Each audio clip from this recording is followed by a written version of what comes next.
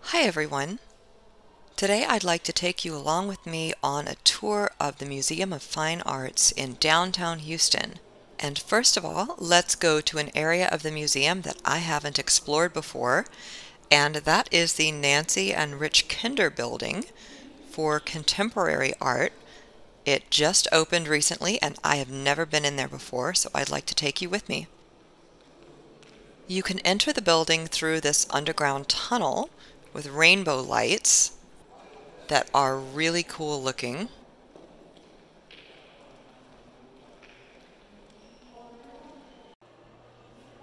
Alright, so this is the main area of the building.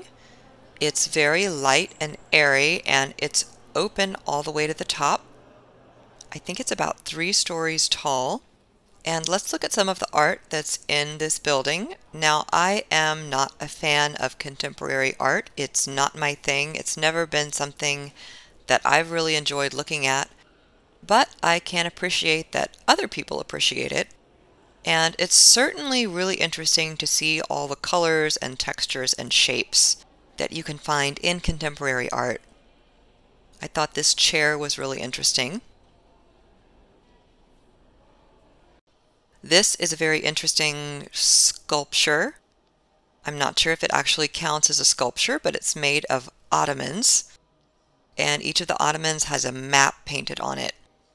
Now, this was actually my favorite thing in the Contemporary Museum, and this is a crumpled up car that's been sort of twisted into this origami-like shape.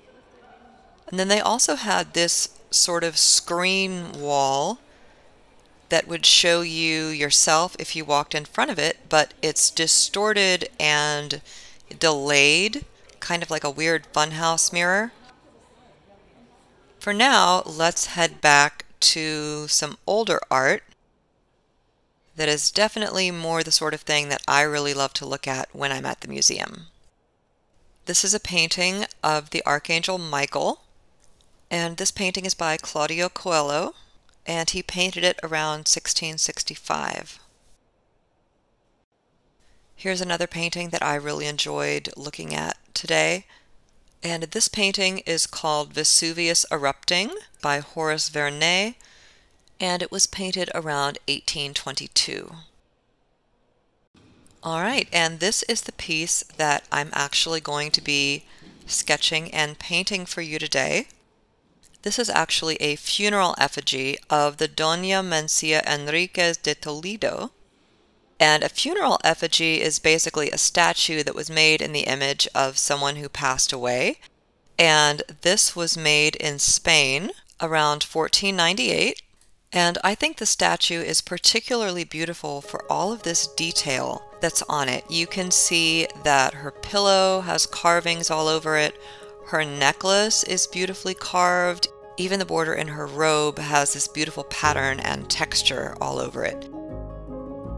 So due to some filming constraints in this area of the museum, I decided to take a photo of the statue and then finish my sketch and watercolor at home.